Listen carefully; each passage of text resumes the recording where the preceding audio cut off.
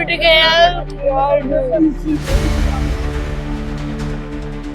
साथ रहो, हमारे को न्याय दिलाओ, बस इतना चाहिए हमारे। जो बच्चे सारे दिन एक एक पीजी का सड़ा हुआ खाना खा खा के एक एक दिन जिंदा रहते हैं, आज उन पीजीओ में जाके तुम देखिए, सरकार उनको आज तक पीजीओ में जाके चेक भी नहीं कराती अपने से। कहाँ से क्वेश्चन पूछ रहे हैं, कहाँ से क्या करना है, इतना डाटा सिलेबस करना, इसका जवाब मांगिए बेनीवाल से जाके, करोड़ लाल मीणा से जाके उसका जवाब मांगिए।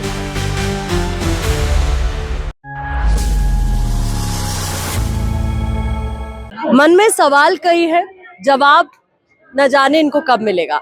और ये सवाल क्यों उठ रहे हैं वो जरा आप समझिए, लोग क्या कह रहे हैं, आपकी क्या प्रतिक्रिया है, ये भर्ती रद्द हुई तो क्यों हुई और अब न्याय कैसे मिलेगा? जी, मेरी नज़र में ये पब्लिक में ये परसेप्शन बना दिया गया है कि हमारे साथ न्याय हुआ है, लेकिन मेरी नज़र में न्याय उन 55 आदमियों के साथ हुआ है जिन्होंने घपलेबाजी की है। सज़ा इन 800 निर्दोष बच्चों को मिली है, फ़ायदा उन 55 आदमियों को हुआ है। ऐसा पहले भी हुआ है, EORO के एग्ज़ाम रद्द कर दी, उसके बाद में जांच ठंडे बस्ते में डल गई। इसमें भी ऐसा ही होगा कि अब आगे कोई जांच होगी नहीं होगी उसका कोई पता नहीं है, लेकिन उन 55 आदमियों को तो फ़ायदा मिला है, निर्दोषों को नुकसान हुआ है। और जैसा दैनिक भास्कर में आज भी है, संजय सोत्री जी का बयान आया है कि मैं अकेला क्या करता, वहाँ 6 आदमी 6 DIG और भी बैठे थे इंटरव्यू बोर्ड में। तो उनके सामने मैं ये भी पूछना चाहता हूँ कि वो मंजू बिश्नोई जिसका सबसे ज़्यादा वायरल वीडियो हुआ था, तो उसके बोर्ड में, इंटरव्यू बोर्ड में कौन बैठा था? जब संजय सोत्री ये कह रहे हैं कि इन 6 आदमियों की भी जांच होनी चाहिए, तो हम तो ये भी कहते हैं कि वो 55 आदमियों में जो मंजू बिश्नोई थी उसके बोर्ड में कौन था और वो उसकी नज़र से कैसे बच के चली गई? तो हम कैसे मान ले कि ये न्याय हुआ है जो पब्लिक में जो। चलिए, लोगों के मन में ये सवाल है कि आपने निर्दोषों को सजा दे दी, शायद न्याय आपने उनके साथ कर दिया, बल्कि उनके साथ नहीं जिनको यहाँ पर निर्दोषी की जो सजा खुद भुगत रहे, क्योंकि इनका कहना है कि इन्होंने अच्छे से एग्जाम क्लियर किया। आप कौन है, किसके, क्या आपकी फैमिली से किसने एग्जाम क्लियर किया? भैया उनके लिए आप आवाज उठाने आए, कपड़े भी काले पहन रखे हैं। हाँ मैम, आक्रोश है ना मैम। आक्रोश है इसलिए। और देखिए, काला जो कपड़ा होता है, कहा जाता है विरोध का प्रदर्शन कहा होता है। हाँ क्या हाँ, कहना चाहोगे? मेरे भैया ने मतलब एग्जाम 8 महीने करके पास किया था, फिर क्या हुआ, ये एग्जाम सिस्टम पूरा ध्वस्त हो रखा है, कुछ नहीं है और सब मेहनतों को पानी फेर दिया। अब आपको एग्जाम की तैयारी कर पाओगे? हाँ मैम, नहीं कर पाओगे, क्यों? क्या हुआ, पूरा टूट गया पूरा शरीर। कई लोग और हैं, उनसे भी बात कराने की आपकी कोशिश करेंगे। आप भी क्या धरने में शामिल है? यस मैडम, धरने में शामिल हूँ। मेरा बेटा है, मेरा बेटा थानेदार बना है। मैं जानता हूँ मेरे बेटे को मैंने कैसे कैसे पढ़ाया है और कैसे कैसे मैंने वो किया है। मेरे दो बेटी है ना, इनसे बड़ी 2 बेटी दोनों डॉक्टर हैं। ये बेटा थानेदार बना था। आज ये दिन देखने के लिए थोड़ा बड़ा था कि मेरा बेटा निर्दोष होते हुए इन कोर्ट कचहरियों के चक्कर में और ये हाई कोर्ट सुप्रीम कोर्ट का वो गुहार लगा रहे हैं हम। या हमने कौन सा पाप किया है? हमारे बच्चा अगर दोषी है तो हमारे से एफिडेविट लिखवाओ आप, पूरे परिवार हमारा एफिडेविट लिख के देगा कि हमारा बच्चा दोषी है। तो उसके साथ साथ जो आप पनिशमेंट करोगे, जो सजा दोगे, वो हमारे को मंजूर है। पर उसके बावजूद आप निर्दोष को इस तरह से प्रताड़ित कर रहे हो। ये तो बच्चों ने कभी देखा नहीं कोर्ट क्या होता है। सुप्रीम कोर्ट का नाम सुना है ना, सुप्रीम कोर्ट जाना पड़ेगा। अरे क्यों सुप्रीम कोर्ट जाना पड़ेगा? तुम्हारे पास फैसला है। सरकार के लिए मैं इतना जरूर कर रहा हूँ, सरकार हमारे पक्ष में बोल रही थी। आज सरकार से मैं ये गुहार लगाना चाहता हूँ, सरकार दूध का दूध और पानी का पानी जैसे पहले सरकार बोल रही थी, वैसे ही हमारे बच्चों के लिए न्याय कर दे, बस इतना सा कर दे। सरकार को बार बार धन्यवाद देते हैं कि वो आज तक हमारे साथ थी और आगे भी हम उम्मीद करते हैं कि इन बेगुनाहों के साथ सरकार रहेगी। बस इसी बात को लेके मैं ये कर रहा हूँ, मैडम इनको ट्रेनिंग करवा ली 2 साल कि इनकी पूरा प्रोबेशन पीरियड 2 महीने बाद में पूरा हो रहा है। आज तक इनका क्या, अब 2 साल इनके 3-4 साल निकल गए।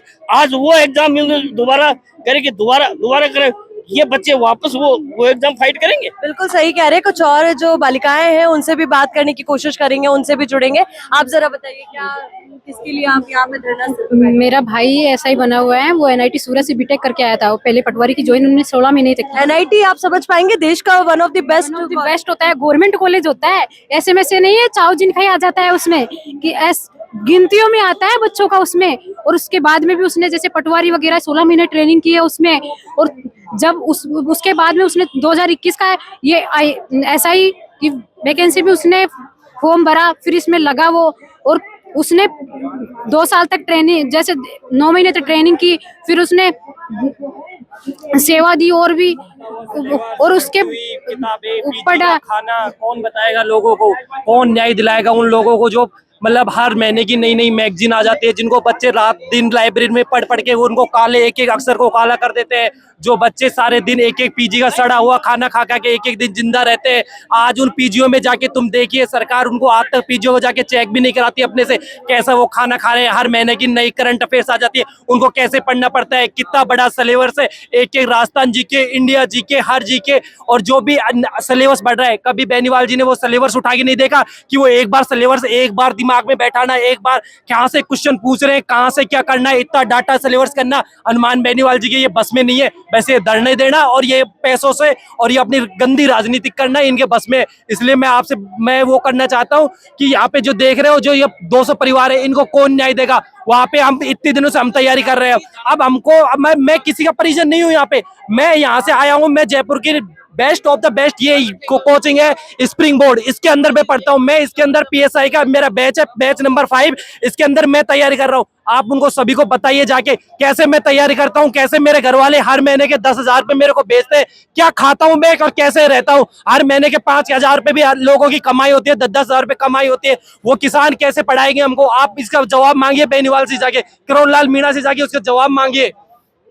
आपके घर वाले क्या करते हैं? मतलब घर में कौन कौन है? माता पिता है? माता पिता है, मेरे माता पिता नॉर्मल किसान है बिल्कुल। मतलब एक घर वालों की जो बड़ी सिस्टर थी उसकी तो ये मान लो कि नॉर्मल पढ़ाई हो गई, शादी कर दी। अब जो हम पढ़ रहे हैं उनके ऊपर क्या असर पड़ेगा? इन भाइयों बहनों को देख के जो हमारे गांव परिजन, जो भाई हमारे रिलेशन में कोई भी नौकरी लगा होगा तो हम पे क्या असर पड़ेगा? आपकी क्या हिम्मत हो रही है अभी कि दे पाओगे एग्जाम को? एग्जाम देने की तो हिम्मत छोड़ो, ये बताओ कि अभी मतलब खड़े रहने की, लाइब्रेरी में बैठने की हिम्मत नहीं हो रही। एग्जाम देने की तो बहुत दूर, एग्जाम सेंटर तक तो पहुंचने का बहुत बड़ा माहौल हो गया। कहाँ से जी पाएंगे हम ऐसे लोग? आपके एक भाई आपके भाई के लिए खड़े जिनका इससे कोई लेना देना नहीं है और वो दुख ये बयां कर रहे हैं। ईमानदारों के साथ में खड़े हैं। जैसे कि 2-3 दिन से ये आया ना, हमारे घर की स्थिति ऐसे हो गई कि हमारे घर में चूल्हा तक जल नहीं रहा। मेरा पापा पूछता है बेटा क्या हो रहा है, फिर मैं बोलती हूँ पापा ऐसा मत सोचो, अपने भाई ईमानदारी से लगे हैं। और मेरे पापा ने मेरे भाई को पलदारी कर करके पढ़ाया है, कैसे भी करके पढ़ाया है। फिर पापा बोलता है बेटा अब तुझे मैंने पढ़ा दिया, तू तेरी बहनों का पढ़ा, उनकी शादी कर, वो सब कर। और पड़ोसी क्या बोलते हैं मेरी मम्मी से, अरे पढ़ाया तो अरे तूने थानेदार है, अरे आगे अरे तेरा थानेदार है। जब मेरी मम्मी ऐसे ऐसे रोई मेरे पास है कि बेटा क्या जवाब दूं, तेरा भाई वापस थानेदार बने और इनको जवाब दे। पर मेरे घर वालों की मानसिक स्थिति ऐसे हो गई तो मेरे भाई ये बहन ही बने हुए हैं, सब मेरे भाई जैसे हैं, इन पे क्या गुजर रही है। और मैं 2-3 दिन से जैसे मेरे को लेके आया, पर मेरे 2-3 दिन से लाइब्रेरी जाते हो पर पढ़ने का मन ही नहीं होता है कि क्या गवर्नमेंट नौकरी पे विश्वास करूं और मैं क्या पढ़ूं। मेरा बिल्कुल मन नहीं कर रहा है। और भाई बहनों की शादी सब कुछ मेरे भाई पे आ गए। एक गरीब बाप तो यही कर सकता है, अपने एक बेटे को पढ़ा सकता है। उसने एनआईटी सूरत से बीटेक करवाया, पटवारी की नौकरी की, फिर उसकी गलती ये थोड़ी थी उसने 2021 की वैकेंसी में सिलेक्शन लिया और अब गवर्नमेंट बोल अरे उनको रद्दी करनी थी तो 2021 में ही कर देते। अब 5 साल बीत गए, आप बोलते हैं रद्द करें। ये न्याय होता है कि न्यायपालिका ऐसा न्याय करती है कि ये 800 परिवारों के नहीं, इनसे सारे परिवार, बहुत सारे परिवार जुड़े हैं, उनके सबके भविष्य के साथ खिलवाड़। हिम्मत रखिए, देखिए आपकी बात सरकार जरूर सरकार से ये विनती करती हूँ, हाथ जोड़ के भीख मांग रहे हैं हम कि हमारा न्याय के लिए न्याय करे, हमारे भाई बहनों के साथ में न्याय करे। अरे अगर ये ऐसे हैं तो हमको भी सजा दो, उनके साथ में हम सजा भुगतने को तैयार है। हमारे गोली चला दो सीने पे, हम मरने को तैयार है, पर हम जीते जी मर रहे हैं। हम क्या करें, हमारी ऐसी हालत हो गई कि मेरे पापा ने उस दिन मेरी दादी को अटैक आ गया, उसी दिन ही ऐसे सुनते ही कि मेरा थानेदार उतर गया है और हम भी ऐसे रो रहे हैं। ऐसे कोई विश्वास ही टूट गया।